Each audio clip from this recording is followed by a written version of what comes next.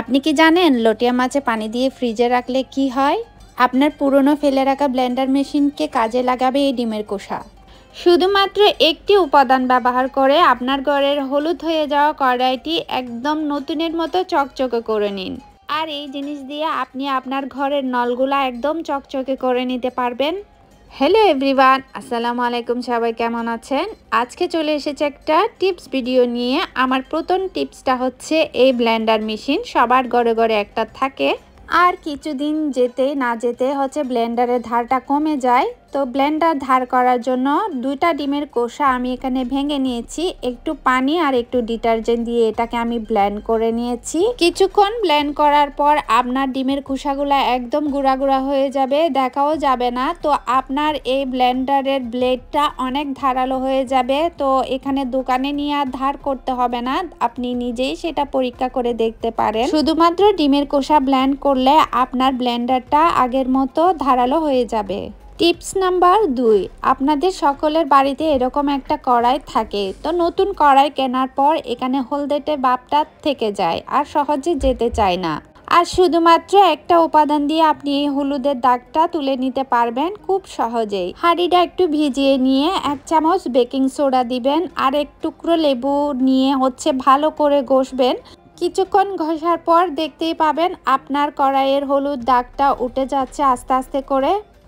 এই যে আমি আপনাদেরকে একটা টিস্যু নিয়ে সেটা দেখাচ্ছি, এই যে দেখুন একদম উঠে গিয়েছে। আসলে কালো দাগটাও উঠে যাবে, লেবু আর সোডা যখন মিশ্রণটা হবে তখন যে কোনো দাগই উঠে যায়।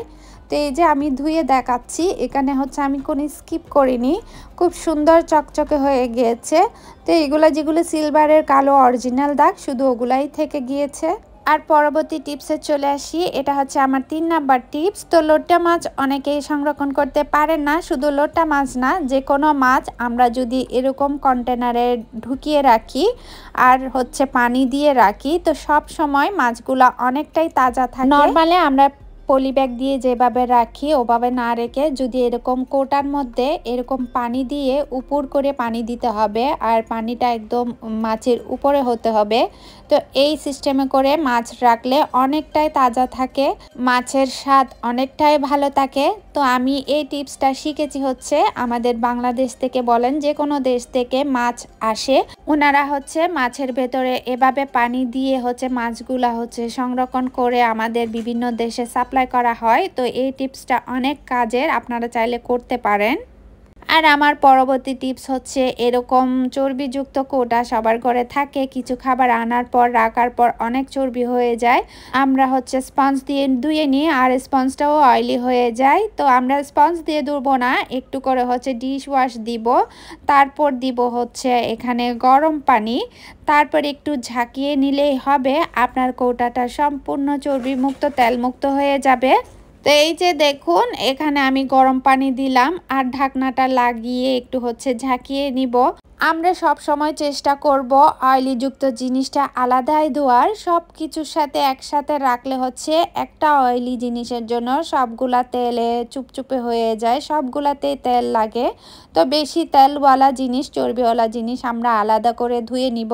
তো একটু গরম পানি আর ডিটারজেন্ট দিয়ে যদি আমরা এভাবে পরিষ্কার করি তো আমাদের পরিশ্রম অনেকটা কমে যায় আর খুব সহজেই হচ্ছে ইজিলি আমরা কৌটাটা পরিষ্কার করে নিতে পারি।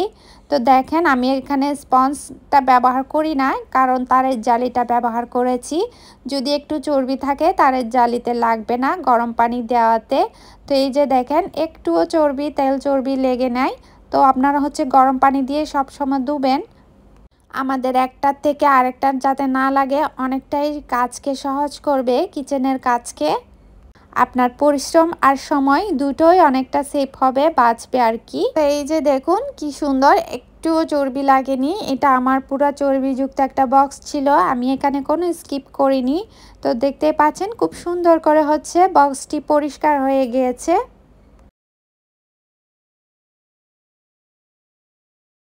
আমার পরবর্তী টিপস হচ্ছে এই বোতলগুলো হচ্ছে সবার ঘরে থাকে। এটা হচ্ছে আমার কাচের বোতল আর একটা হচ্ছে স্টিলের বোতল। তো অনেক সময় স্টিলের বোতল আর কাচের বোতল আমরা যদি ডিশ ওয়াশ দিয়ে ধুয়ে থাকি তো হচ্ছে একটা গন্ধ থেকেই যায়। তো এখন হচ্ছে শীতের সিজন, অফ সিজনও হচ্ছে কমলা, মাল্টা, মুসাম্বি, লেবু সব কিছু পাওয়া যায় এখানে। এই তিনটার যে কোনো একটা খোসা আপনারা ব্যবহার করতে পারেন। এখানে আমি কমলার খোসা নিয়েছি, আর এগুলা বোতলে দিয়ে হচ্ছে একদম গরম গরম পানি দিচ্ছি, যাতে করে এগুলার থেকে স্মেল একটা বের হয়। অনেক সময় বোতল ধোয়ার পরেও স্মেলটা থেকে যায়, তো এইভাবে হচ্ছে গরম পানি, তারপরে খোসা, অরেঞ্জের খোসা, তারপরে একটু লবণ দিলাম, তারপরে একটু ঝাঁকিয়ে নিলাম আমি। তো ঝাঁকানোর পর এটার হচ্ছে একদম আপনারটা ফ্রেশ একটা রিফ্রেশ একটা সুগন্ধ বের হবে। তো যেহেতু খোসার উপর গরম পানিটা পড়েছে, তো আপনার বোতলটা সুন্দর পরিষ্কার হয়ে যাবে। তারপরে একটা স্মেল থাকে, বাজে স্মেল, সেটাও লাগবে না। তো এই টিপসটা হচ্ছে ফলো করতে পারেন, খুবই উপকারী। তো আমি এটা হচ্ছে অনেকক্ষণ রাখার পর, কিছুক্ষণ হচ্ছে 10-20 মিনিট রাখার পর ধুয়ে নিচ্ছি খোসাগুলো বের করে। আর আপনি হচ্ছে এটাতে পানি খেতে পারবেন, কোনো স্মেল লাগবে না। আর এটা ছিল আমার 4 নাম্বার টিপস।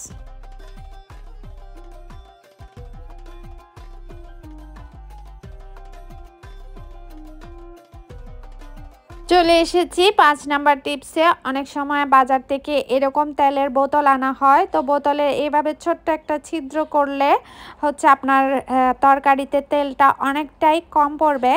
যারা আমার মতো অলস আছেন, যারা আলাদা একটা বোতলে ঝাড়ে হচ্ছে তেল সেপারেট করে রাখেন না, তো অনেকে হচ্ছে বোতলে রাখে, ছোট্ট ছিদ্রযুক্ত বোতলে ঢেলে রাখে।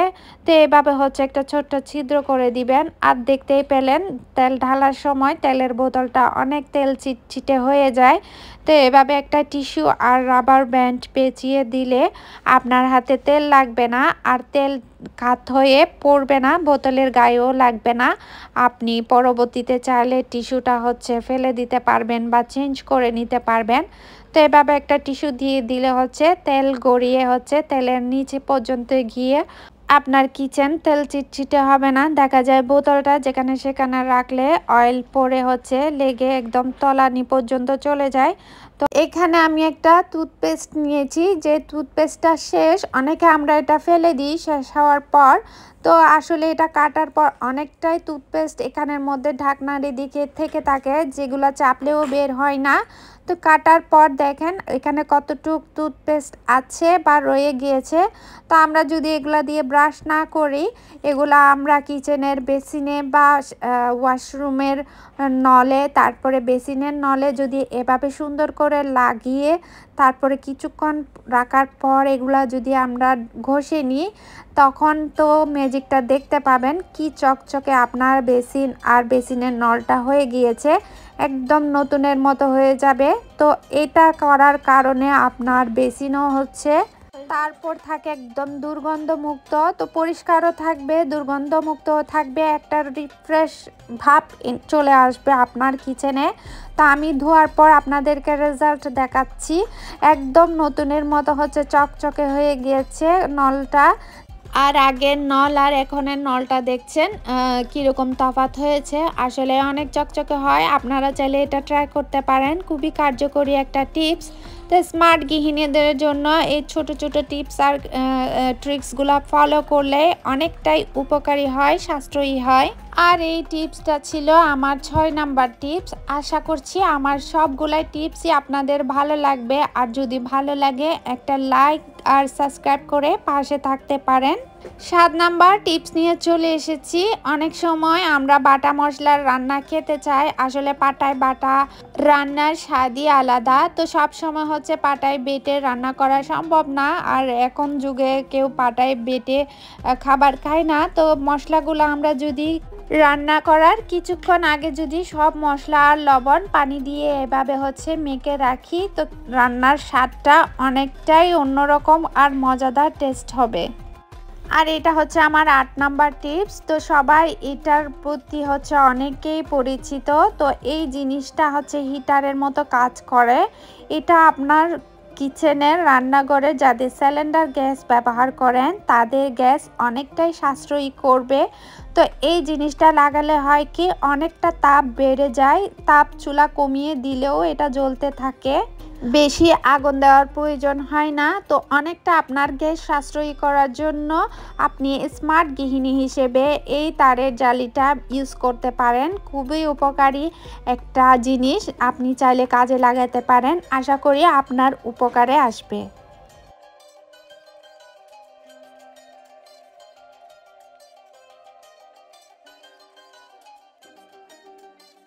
এটা হচ্ছে আমার ৯ নাম্বার টিপস। আপনারা যদি ডাল রান্না করেন, ডাল রান্না করার আগে ধুয়ে যদি এভাবে পানিতে ভিজিয়ে রাখেন, তো ডালটা হচ্ছে সহজেই রান্না করার সময় ফুটে যাবে। বেশিক্ষণ করে রান্না করতে হবে না, আর আপনাদের গ্যাসও সাশ্রয়ী হবে।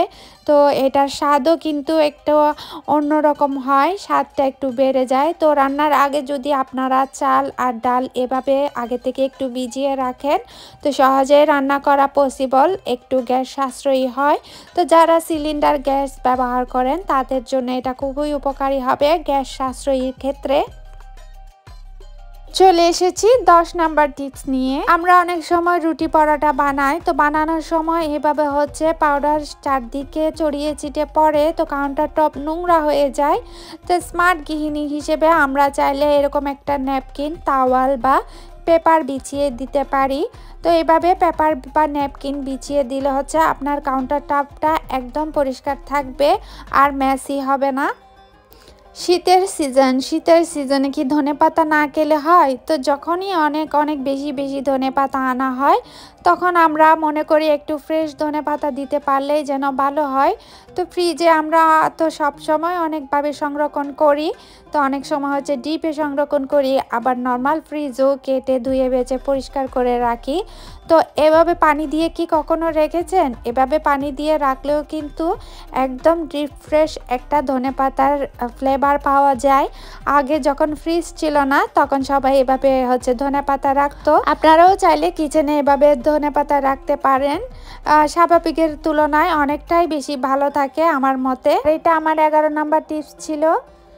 আলু আর ডিম সিদ্ধ করার সময় একটু করে লবণ আর ঢাকনা দিয়ে যদি আমরা ঢেকে সেদ্ধ করি, তাহলে খুব তাড়াতাড়ি সেদ্ধ হয়ে যায়, আর হচ্ছে ডিমের খোসাটা খুব সুন্দর করে উঠে আসে।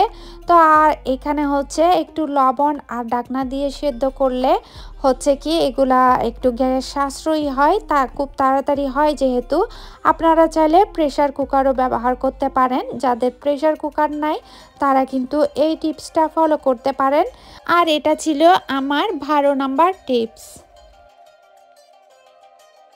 বাজার থেকে অনেক সময় এই রবার ব্যান্ডগুলো আসে আমাদের কাছে, তো আমরা ময়লার সাথে ফেলে দিই। আসলে এগুলা ফেলা ঠিক না। এগুলো আমরা যদি নির্দিষ্ট একটা জায়গায় এভাবে হচ্ছে রাখি, তাহলে দেখা যায় আমাদের বিশেষ কোনো প্রয়োজনে এই ধরনের রাবারগুলা আমাদের কাজে আসে। আর এটা ছিল আমার 13 নাম্বার টিপস। ছোট্ট একটা টিপস ভিডিও নিয়ে চলে এসেছি আজকে। তো সবাই ভালো থাকবেন, লাইক দিয়ে আমার চ্যানেলটির সাথে থাকবেন, সাবস্ক্রাইব করে। আল্লাহ হাফেজ।